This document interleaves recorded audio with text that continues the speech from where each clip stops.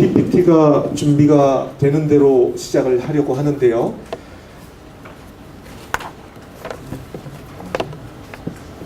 오늘 일자리 창출을 위한 인프라 공공고용 서비스 혁신 방안 세미나에 오게 돼서 굉장히 영광입니다. 저는 그 고용 서비스, 일자리 창출 이런 화두를 가지고 정책 연구를 지금 20년째 하고 있습니다. 그래서 이제 고용 서비스 전반적인 부분에 대해서 제가 2년 전에 연구를 한 내용이 있는데 그 내용을 중심으로 해서 오늘 일자리 창출을 위한 공공인프라 개선 방안, 고용 서비스를 중심으로 한번 설명을 해보겠다 하는 그런 내용을 준비를 해봤습니다. 이게 물론 책자에 자료가 있습니다만 이렇게 좀 보면서 하면은 훨씬 좋을 텐데 지금 어떻게 돼가는지 모르겠네요.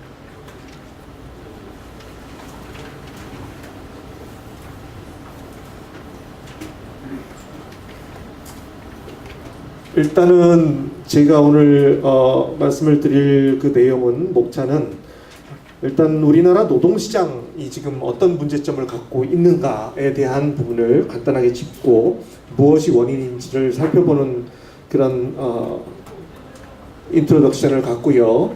그리고 고용 인프라를 지금 새 정부에서 강화해야 되는 필요성, 고용 인프라가 어디서 어디까지인지 범위와 그 현황 진단, 그리고 새 정부가 지금 일자리 중심의 국정 운영을 하는 데 있어서 고용 인프라가 강화되는 것이 같이 동반될 필요성이 있다는 부분에 대해서 두 번째 설명을 드리고요. 세 번째는 외국에서는 지금 어떤 방식으로의 대응을 하고 있는지 외국 사례를 잠깐 살펴보고 마지막으로 고용 서비스 중장기 전략 중에서 지금 당장 무엇을 해야 될지에 대해서 말씀을 드리는 걸로 그렇게 순서는 준비를 했습니다. 지금 테크니컬 문제로 PPT가 안 된다니까 청중분들께서는 좀 불편하시겠지만은 자료집을 보시면서 그냥 설명을 할 수밖에 없을 것 같습니다. 이 흑백으로 인쇄가 돼 있어서 사실 그래프 같은 거는 잘 안 보일 겁니다. 그렇지만 내용을 전달하는 데 있어서는 그 자료집을 보시면 될 것 같아서 일단은 자료집을 같이 보면서 얘기를 해 나가도록 하겠습니다. 우리나라 노동시장의 현황과 문제는 사실 선진국으로 가는 과정에서 경제성장률이 낮아지는 그런 문제라든지 경제활동 인구나 취업자 규모 증가 추세가 역시 작아지는 이런 문제는 대부분 국가에서 다 나타납니다. 그렇지만 우리나라는 지금 그 속도가 너무 빠르게 나타나고 있어서 이게 노동시장과 사회적으로 충격이 있다는, 즉 적응할 만한 시간이 없이 이런 사태에 닥치고 있다는 그런 문제점이 심각하게 다가옵니다. 그래서 저성장 국가로 진입하면서 고실업의 위험성은 증가하는 것이 아닌지 매우 우려를 하고 있습니다. 다른 한편으로는 저출산, 고령화로 인해서 생산 가능 인구가 감소하게 됩니다. 이것은 경제 성장의 그런 포텐셜, 잠재적인 성장력을 줄여들게 함으로 인해서 인구 구조가 바뀌는 것 자체가 노동시장에 영향을 미치는 것도 있지만은 이 경제 성장이 되지 않는 것으로 인해서 과연 일자리가 더 늘어날 것인가 하는 것에 대해서 의구심을 품게 되는 그런 우려로서 작용을 합니다. 그리고 지금 최근 10년이 산업 구조와 노동시장 구조의 변화가 나타나는 과도기라고 사실 보고 있습니다. 청년층 인구가 베이비붐 세대의 2세대가 이제 노동시장에 진입을 하면서 그 청년 고용절벽이라는 그런 어떤 심각한 문제가 지금 나타나고 있고, 그리고 또 저희 나이인 이제 베이비붐 세대의 경우에는 지금 은퇴가 동시에 발생하면서 이분들이 생계를 계속 유지하고 소득을 취해야 될 부분이 있어서 고실업의 위험에 처해 있는 그런 걱정을 지금 하고 있습니다. 그래서 청년층 같은 경우에는 고용률이 하락하고 실업률이 상승하는 그런 두 가지 현상이 나타나고 있고요. 고령층 같은 경우에는 경제활동 참가가 증가하지만은 역시 또 이 실업률이 지금 상당한 수준으로 나타나는 것으로 변화하고 있습니다. 여성의 경우는 최근 20년 동안 고학력자가 급속도로 많아지면서 이제 비경제활동에 포함되어 있던 많은 사람들이 경제활동에 참여하고 직업을 얻는 그런 상황이 나타나고 있고, 산업적인 측면에서 봐서는 보건, 사회복지업을 제외한 모든 산업에서 지금 특히 제조업에서 지금 그 고용 탄력성이 감소하는 그런 상황이 나오고 있습니다. 그래서 산업 구조가 변화하는 것에 따라서 지금 인력 수요에서의 변화가 시급한 그런 상황입니다. PPT는 포기를 하고요. 굉장히 어수선해가지고 지금 집중하기가 어려운 상황이니까 이제 PPT는 포기하시고 그냥 자료집으로 보면서 얘기를 하도록 하겠습니다. 다음에 이제 그래프들을 몇 개를 집어넣어 봤는데요. 취업자 수 및 고용률 증감 추이를 보시게 되면은 지금 최근 추세는 고용률이 과거보다는 올라가는 그런 추세입니다. 하지만 고용률이 올라갔다 내려갔다 하는 그런 주기가 2009년 전에 비해서 굉장히 내려갔다 올라갔다 하는 그런 급등을 지금 경험하고 있는 그런 모습이 보여서 시기에 따라서는 청년층이 노동시장에 나와서 직업을 얻기가 상당히 어려운 그런 시기들이 중간중간마다 보이고 있습니다. 다음 페이지에 산업별 취업자 수 증감 추이를 보시게 되면은 모든 그 산업에서 하락하는 그런 장기적인 추세가 보이고 있고, 그 중에서 서비스업이 그나마 이 취업자 증가를 담당하고 있었는데 최근에는 아까 말씀드린 것처럼 보건 및 사회복지업을 제외한 서비스업들도 다 지금 고전하고 있는 그런 상황입니다. 우리가 관심을 가지고 있는 청년층의 취업자, 실업자, 그 다음에 비경제활동 인구 그 증감 추이를 보게 되면 지금 2014년부터 마이너스 쪽으로 가서 굉장히 안 좋은 지금 모습을 보이고 있습니다. 다음 페이지에 장년층 취업자와 노령층 취업자 쪽을 보시게 되면은 청년층에 비해서는 상당히 안정적인 그런 증가세를 보이고 있는 걸 알 수 있습니다. 하지만은 이 장년층, 노령층에서 더 경제 활동을 활발히 하면서 청년층이 하고 있던 아르바이트 쪽의 일을 대체하는 그런 모습들도 지금 나오고 있어서 세대 간에 있어서의 일자리의 문제 역시 상당히 문제로 등장을 하고 있습니다. 자료집에 20페이지, 21페이지라고 되어 있네요. 여기 일자리 창출 부진의 원인을 그래서 한번 진단을 해봤습니다. 이게 복합적인 원인이 있다고 볼 수 있는데, 아까도 말씀드렸듯이 경제성장이 성숙기에 들어가면 일자리 창출의 속도가 느려지긴 하지만 너무 빠른 속도로 지금 일자리 창출이 안 되고 있기 때문에 이거에 대해서는 시장에선 실패를 하고 있어서 나라에서 개입을 할 수밖에 없다. 그리고 1997년부터 주기를 두고 발생하는 금융위기 때문에 기업들은 금융위기가 오면은 우리 기업이 또 어려워질 수가 있다. 그렇다면은 우리가 지금 인력을 많이 보유하고 있으면 나중에 힘든 그런 상황을 겪을 수 있기 때문에 정말 소수 인력, 데리고 있는 최소 인력만 고용을 하고 그 외에는 외주를 준다든가 비정규직을 이용하는 그런 형태가 지금 많이 나타나고 있습니다. 그래서 경기 침체기에는 실업과 비경제 활동 인구가 굉장히 빠른 속도로 과거에 비해서 증가를 합니다. 하지만 경기 상승기에 다시 취업자가 그 속도로 늘어나느냐, 그건 아니고 취업은 천천히 일어나고 실업과 비경제 활동 인구가 늘어나는 그런 침체기는 굉장히 빠르게 다가온다. 이런 새로운 모습을 보이고 있습니다. 그동안 우리나라의 경제 성장은 제조업에서 이끌어갔었는데 제조업에서 인력 채용이 최근에는 조금 늘어나고 있습니다만 장기적인 추세로는 계속해서 감소하고 있습니다. 그리고 서비스업에서의 그 고용 증가가 과거의 일자리 창출의 원동력이었는데 최근에는 서비스업 쪽에서도 구조조정이 일어나고 있는 그런 상황이라고 볼 수가 있습니다. 자, 우리나라의 경제 성장은 최근 10년 동안은 사실 수출이 이끌어왔습니다.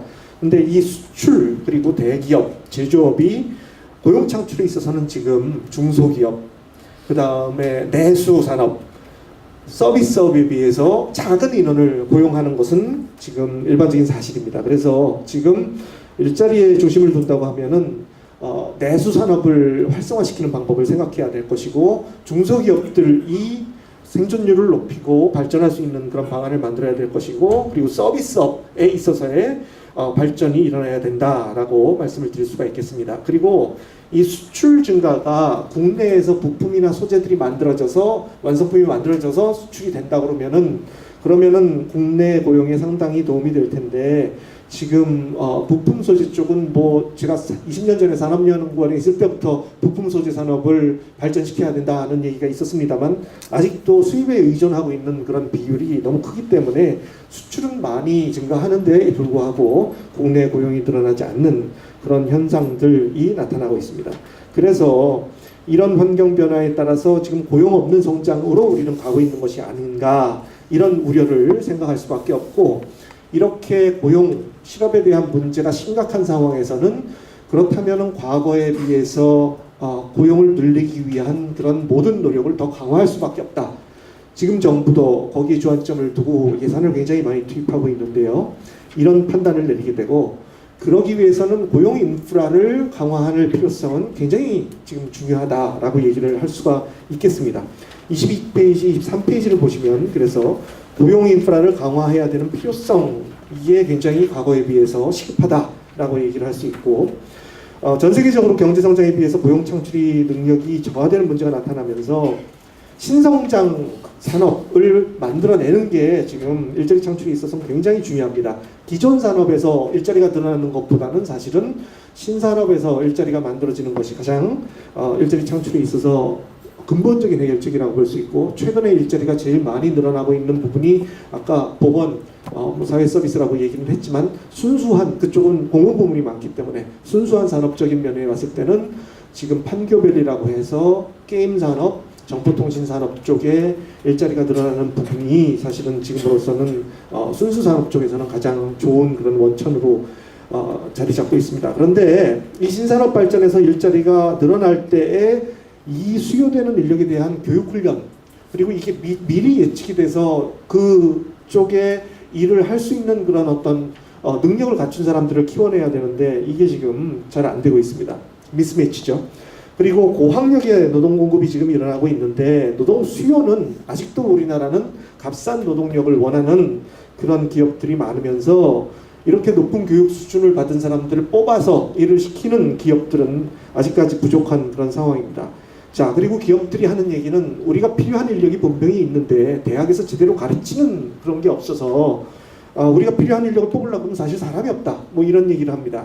그럼 기업 쪽에서 사실은 자기네들이 원하는 인력이 무엇이고 어떤 교육 훈련을 받아야 되는지에 대한 그런 노력을 해야 되는데, 지금은 워낙 뭐 한 자리가 나면은 뭐 40대 1, 심지어는 200대 1, 뭐 2000대 1 이렇게 지금 공급이 너무 과다한 수요자들의 시장이기 때문에 자기네들은 그냥 뽑아서 쓰고 교육 훈련 투자에 있어서는 그렇게 많은 투자를 지금 하지 않고 있는 상황입니다. 그래서 그런 부분들에 있어서의 지금 고용 인프라가 강화돼야지 되는데, 그렇다면 고용 인프라라는 단어는 과연 어디서 어디까지를 뜻하느냐를 한번 살펴봐야지 될 것 같습니다. 광의의 고용 인프라는 일자리 창출 촉진에 기반이 되는 소프트웨어와 하드웨어 전체를 의미합니다. 그래서 노동 통계가 정확해야지 현황을 확실하게 파악하고 정책 개발을 제대로 할 수 있겠죠. 그런 노동 통계, 그리고 인력 수급 관련되는 고용 정보와 시스템, 워크넷을 기반으로 해서 뭐 여러 종류의 고용 정보 시스템이나 그런 부분들이죠. 그리고 교육 훈련 프로그램과 시설 시스템, 고용 서비스 전달 체계, 그리고 정부의 적극적인 고용 정책 프로그램과 전달 체계까지 전체를 사실은 고용 인프라의 전반적인 광의 해석으로 볼 수가 있습니다. 하지만 협의 해석을 볼 때는 바로 고용 서비스, 오늘 논의를 하게 되는 고용 서비스가 고용 통계도 관련이 있고 고용 정보 시스템도 관련이 있고 교육 훈련도 관련이 있고 고용 서비스 전달 체계는 뭐 직관되어 있고요. 정부의 적극적인 노동시장 정책을 수행하는 그런 딜리버리의 주체로서의 또 역할도 하고, 그렇기 때문에 협의의 고용 인프라는 공공고용 서비스, 민간고용 서비스를 다 합친 이 고용 서비스 쪽과 그리고 고용 정보 시스템을 의미한다고 볼 수가 있겠습니다. 그래서 오늘은 고용 인프라 전반적인 부분을 파악하기보다는 고용 서비스의 협의의 고용 인프라에 집중해서 한번 설명을 해보고, 지금 현재 많이 나타나고 있는 문제점들을 어떤 방식으로 바꿔나가야 될지에 대한 제안을 하는 걸로 이제 오늘 발제는 마무리를 할까 합니다. 고용 서비스 현황 진단을 2년 전에 제가 연구원에서 기본 연구 과제를 하면서 한번 진단을 해봤습니다. 민간 고용 서비스 측면에서는 그동안에 굉장히 많은 숫자의 업체들이 발생을 했습니다. 그래서 규모가 상당히 증가했다. 하지만은 아직도 영세업체가 대다수인 걸로 조사가 됐고요. 매출액 증가는 최근 몇 년 동안 굉장히 부진합니다. 전문성과 경쟁력 제고가 그래서 필요하다. 그리고 노동시장에 있어서 민간 고용 서비스 직업 소개소가 가장 대표적인 그런 업종이라고 보이는데요. 여기에 대해서 부정적인 인식이 지금 과거에 많이 있었고 이게 일부 개선 중이다라고 파악이 됩니다. 하지만 여전히 불법적인 영업을 하는 민간 고용 서비스 업체들이 있기 때문에 이 인식이 확실하게 바뀌는 그런 일까지는 가지 못하고 있습니다.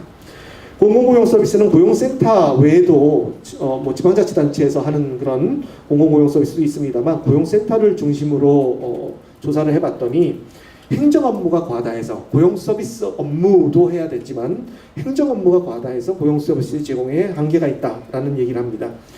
즉 경제 위기가 와서 고용 서비스에 대한 수요가 많아져서 실업급여도 타고 그리고 와가지고 나는 이 기간 동안에 도대체 어디서 일을 해야 됩니까 하고 상담을 받으려고 올 때 바로 이때 고용 서비스 상담원이 그 구직자를 만나는 시간이 제일 줄어드는 그런 모순이 있는 그런 부분이 나타나게 됩니다. 왜냐하면은 행정 업무도 같이 늘어나기 때문에 고용 서비스의 시간을 투입할 수 있는 그런 부분이 줄어들게 되는 것이죠.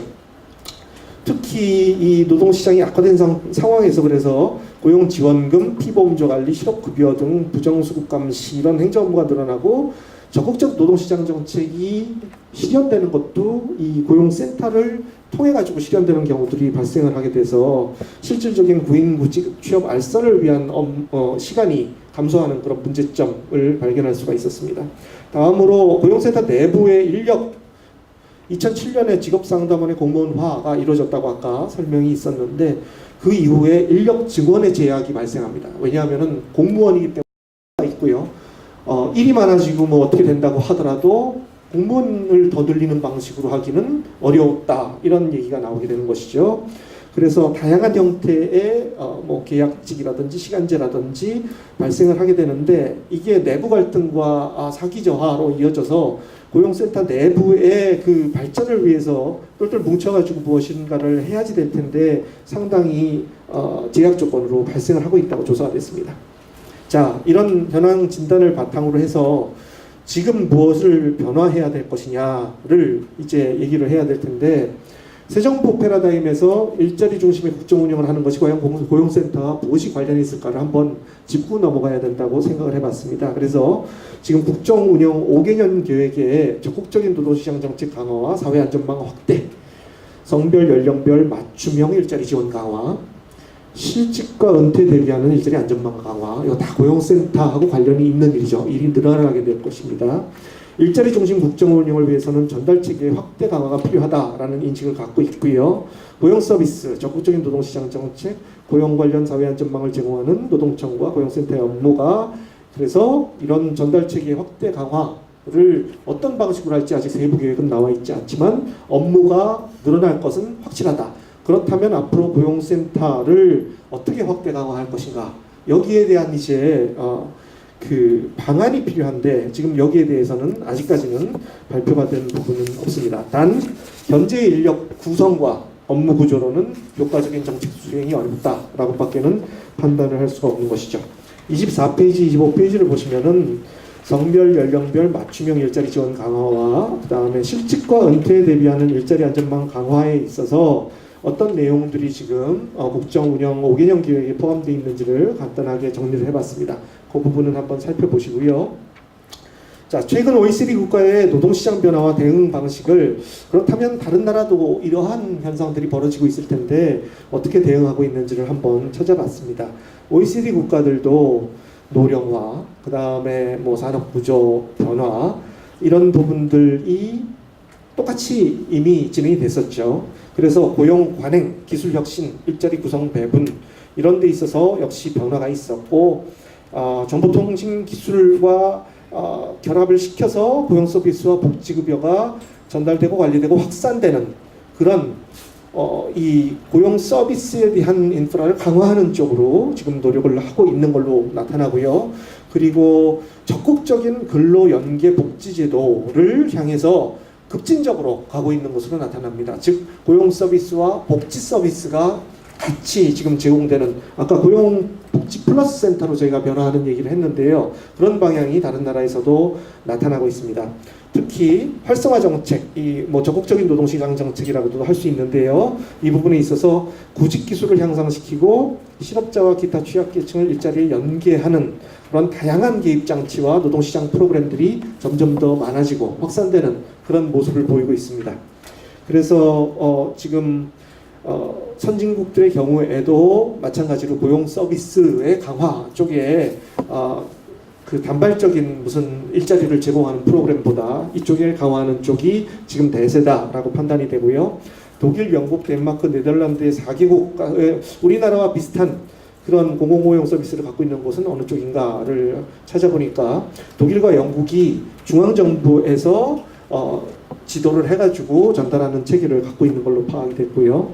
공공고용 서비스가 프로그램도 다양해지고 더 확대가 되니까 일단은 그 안에 조직만으로는 커버하기가 어려워져서 민간 위탁 확대와 민간 위탁의 효율성을 높일 수 있는 방식을 개발하는 쪽으로 지금 진행이 되고 있습니다. 그래서 민간 위탁에 대해서 우리나라에서도 지금 실시를 하고 있습니다만 고용센터에서 하는 일을 그냥 대행하는 그런 방식으로 지금 진행이 된다는 비판과 함께 그 효율성에 있어서 지금 의구심이 드는 그런 보고서들이 나오고 있는데요. 외국 같은 경우에는 민간 위탁이 확대되는 것과 동시에 상시적인 모니터링 시스템을 갖추는, 그래서 성과 관리를 엄격하게 하는 그런 시스템이 지금 같이 가고 있고, 이것을 표준화해서 모든 그런 민간 위탁 고용 서비스에 같이 적용을 하는, 그리고 공공고용 서비스에도 동시에 적용을 해서 도대체 누가 더 효율적으로 잘하고 있느냐, 국민들의 입장에서는 일자리를 정말 잘 제공해 주는 쪽이 오히려 예산이 들어가야 되는 쪽이다, 이런 방식으로 지금 시스템이 표준화되고 있습니다. 그리고 우리와 비슷한 그런 방식을 갖고 있다고 생각되는 독일의 경우 잡센터가 이제 우리의 고용센터가 되겠는데요. 이것이 공무원 중심의 조직이 아닌 공공기관과 민간기관이 모두 참여할 수 있는 조직으로 운영되고 있고, 직업상담원이 전문성을 가지고 경력을 시작해서 잡센터를 운영하는 경력자로 성장해 나갈 수 있는 경로가 열려 있어서 자원봉사자도 여기 들어와서 일을 하고, 뭐 공공부문에 있는 사람도 들어와서 일을 하고, 그리고 더더군다나 이 직업상담사로서의 여기서는 이제 경력개발자라는 프로페셔널 직업으로 나중에 발전을 하게 되는데요. 이 진입과 퇴출이 수월한 그런 형태의 운영을 하고 있는 것을 발견할 수가 있었습니다. 그래서 이러한 진단과 해석을 바탕으로 해서 26페이지, 27페이지로 가시면은 고용 서비스에 있어서 민간과 공공이 도대체 일을 어떻게 역할을 나눠서 중장기적으로 발전을 해 나가야 될지, 이것이 단기적으로는 이루어질 수 있는 그런 과제가 아니기 때문에 1단계, 2단계, 3단계 중장기 전략을 만들어 보았습니다. 그런데 저희들이 오늘 이 자리에서 장기 전략을 얘기하는 거는 이거는 지금 상황은 아닌 것 같고요.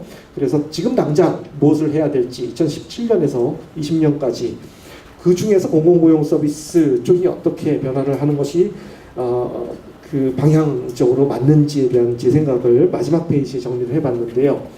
공공고용 서비스의 고용 인프라 역할을 명확하게 정비한다라는 제목으로 해서 공공과 민간 고용 서비스 간의 어떤 업무에 대해서 어느 쪽이 더 효과적인 전달 체계인지를 확인하는 그런 과정이 필요하다. 그래서 체계적인 성과 평가 시스템을 도입해서 모니터링을 하고 이거에 대한 평가를 해서 그것을 노사정위원회나 뭐 새로 고용서비스발전위원회를 만들어도 좋고요. 그래서 공공고용 서비스와 민간고용 서비스가 도대체 어떤 역할을 하는 것이 우리 국민 전체를 위해서 도움이 되는지를 확인을 하자. 그리고 이 상시적인 모니터링 시스템은 지금 고용보험 데이터, 워크넷 등 인프라를 갖추고 있는 고용정보원에 설치를 하고, 그리고 전문가 그룹으로 구성된 평가 TF를 만들어가지고 이것을 확인을 하자라는 그 구체적인 내용을 한번 적어봤습니다. 그래서 고용센터 업무 중에서 고용 서비스와 무관한 적극적 노동시장 정책 추진은 지금 고용청이 수행하는 역할을 담당을 하고, 지금 실업급여나 고용 서비스 제공 사업을 고용센터에서 담당한 걸로 좀 역할을 나눠서 행정 업무가 증가할 때 고용 서비스 직업 상담을 해야 될 사람들이 행정 업무에 지금 투입이 되는 것을 좀 분리를 해보자는 생각을 해봤고요. 그리고 지금 고용센터를 산하기관이라 할지라도 비공무원으로 구성되는 조직으로 개편을 해서 센터 소장도 나중에 직업상담원으로 시작하신 분들이 그 경험과 지식을 가지고 센터를 운영할 수 있는 그런 방식의 이 지금 딜리버리 시스템이 있어서의 변화를 지금 가져가야 될 때가 지금이 아닌가라고 판단을 해봤습니다. 그래서 조직 개편을 그냥 단행을 해서 어느 날 갑자기 천지개벽을 하게 하면은 곤란하기 때문에 단계적인 조직 개편 계획을 수립을 해서 점진적으로 추진을 하면 좋겠다, 이런 걸로 제 결론을 마무리를 해봤습니다. 제가 오늘 발표한 그런 내용은 제가 2년 전에 우리나라의 고용 서비스 선진화 어디까지 왔나라는 그런 내용으로 책을 하나 낸 게 있습니다. 그래서 제가 오늘 설명이 혹시 부족했던 부분이 있다고 생각되시면은 노동연구원 홈페이지 가시면 다 다운받아서 무료로 볼 수 있으니까 그 책을 봐주시면은 더 자세한 내용은 거기에서 설명이 가능할 것 같습니다. 예, 이상 제 발표를 마치겠습니다. 감사합니다.